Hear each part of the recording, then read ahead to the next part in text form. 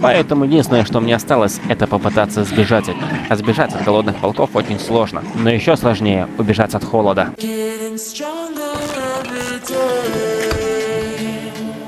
После того, как я починил свою одежду в прошлой части, ссылочка на которую должна появиться вверху в углу, я отправился посмотреть, что находится в тех домиках, которые были за рекой. Естественно, из-за того, что мы промокли, у нас не так много времени, потому что мы скоро замерзнем. Поэтому я быстренько начал осматриваться и пылесосить полезные предметы. Выйдя из первого осмотренного домика, я услышал зов о помощи. Кто-то оказался заперт в этом домике, и его нужно освободить. Но это не точно, ведь мой English is very bad. Попасть к нему в домик можно из соседнего, через балкон. Правда, он крепко-накрепко закрыт вот этой вот веревкой. И как его открыть, я не имею ни малейшего понятия. Шутка, конечно. Внутри нас ждало немножечко лута, но самой необычной вещью среди лута была карта. Игральная, мать его, карта. А за стеллажом прятался проход в остальную часть дома. Поэтому, нырнув в Нарнию, мы продолжили пылесосить все, что криво лежало. И нашли еще одну карту. А на втором этаже мы нашли дверь, которая была заперта с помощью очень странного механизма. И именно эта дверь вела к балкону. Но не разобравшись, как он работает, я решил дальше обыскивать дом. Закончив с обыском дома, я вышел на улицу и встретил лохматого друга. Закончив тыкать друга своим копьем, я отправился назад в свою хижину. А по дороге увидел вот эту тропу. Но туда я вернусь позже. После небольшого отдыха в хижине я вернулся к этой тропе. Правда, в этот раз мне удалось преодолеть реку, не промокнув. Там же я нашел орлиное гнездо, из которого позаимствовал несколько яиц. Я обязательно верну яйца, когда мои обледенеют и отвалятся. Ну а привела меня эта тропа в уже знакомое мне место. И скалу, на которую можно было подняться. Правда, наверху ничего не оказалось. Я думал, здесь будет что-то спрятано.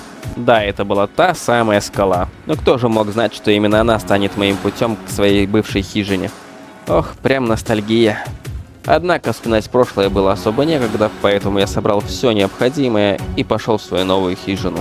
А по пути решил еще раз проверить домики у реки. И почти сразу увидел, что я пропустил. Да-да, вот эту хлипненькую деревянную дверцу. Может, за ней будет то, что поможет открыть мне дверь на втором этаже. Но тут была лишь кучка лута. Безусловно полезного, но дверь открыть она мне не поможет. Вскоре я прилег отдохнуть в своей хижине, и мне снова пришлось выбирать себе психическую травму. И выбрал я себе психоз дезориентации. Теперь я буду видеть то, чего нет. После чего я отправился в то место, где дорогу мне преграждал медведь. Но пошел по ответвляющейся тропе, чтобы попытаться обойти медведя. А вот эту вот часть леса я еще не посещал, надо будет потом туда сходить. Тропа привела меня к какой-то старой разрушенной деревушке, где моего персонажа конкретно так заклинило. Он начал слышать звонок. Конечно же, он ответил на этот звонок и услышал там голос своей супруги. От всего этого на нас напала ностальгия, и мы очень захотели спагетти с трюфелями. А тут, как нельзя кстати, оказался Пумба, который способен эти самые трюфели найти. И проследив за нашим новым другом, мы таки смогли найти трюфели. Правда, он не очень-то захотел делиться, поэтому пришлось его порешать. Но чего только не сделаешь ради вкуснейших трюфелей. Закончив наши трюфельные приключения, мы отправились исследовать новую местность. И отыскали железную дорогу, ту самую, которую нам перекрывал медведь. А значит, нам удалось его обойти.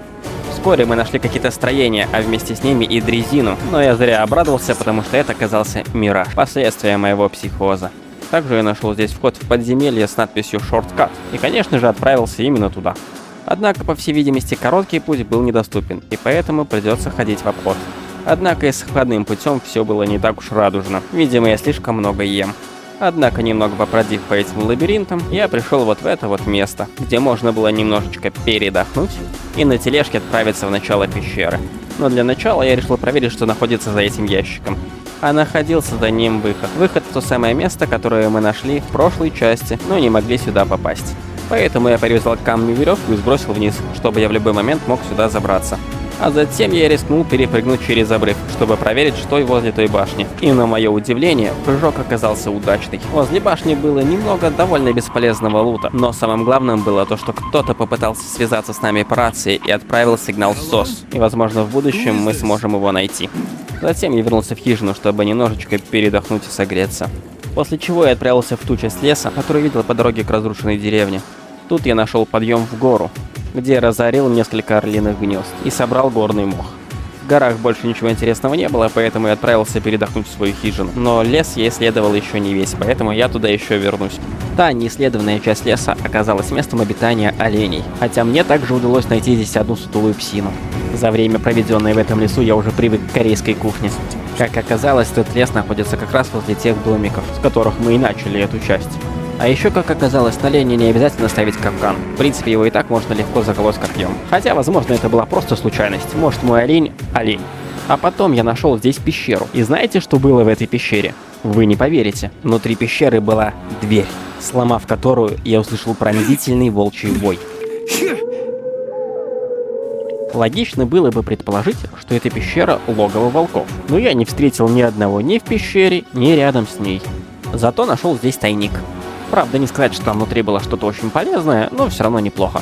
По пути домой, когда я пытался преодолеть реку с помощью бревна, случилась маленькая оказия, благодаря которой я стал спешить домой еще больше. Закончив свои дела в хижине, я отправился к нашему шорткату, ведущему на территорию по ту сторону медведя, и опустил мост. Теперь короткий путь официально будем считать открытым. Прогулявшись вдоль железной дороги до конца, нашел еще один тупик. Видимо, дорога находится именно за теми большими воротами, а значит, надо найти способ открыть их. Но сначала я решил осмотреть лесок вокруг заброшенной деревни, той самой, где мы отобрали у кабана трюфель. Но особо ничего интересного я здесь не нашел, лишь пару пещерок. Но в них не было ни одной живой души.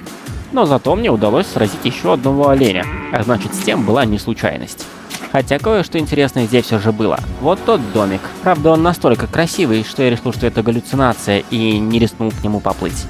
Ведь галлюцинации в этой игре бывают довольно жестокими. Вернувшись в хижину, я сделал себе кожаные штаны и отправился к воротам. Как же их, открыть? Единственное, что пришло мне в голову, это попробовать найти путь туда в локации за шорткатом. И такой путь был. Правда, для этого нужно было разорвать веревку с той стороны. И для этого я прыгнул на ту платформу с обрыва с другой стороны. Правда, не думаю, что это именно тот путь, который задумал разработчик. Но, в принципе, какая разница? По дороге к воротам началась очень жесткая вьюга, но я очень надеялся, что смогу открыть их хотя бы с другой стороны. Но, увы, с другой стороны они тоже никак не открываются. Поэтому я отправился искать какое-то укрытие среди местных развалин. И решил развести костер в одном из зданий. Правда, ингредиентов для его создания у меня не было. А отправившись за ними, я наткнулся на двух волков. Поэтому единственное, что мне осталось, это попытаться сбежать от них. А сбежать от голодных волков очень сложно. Но еще сложнее убежать от холода.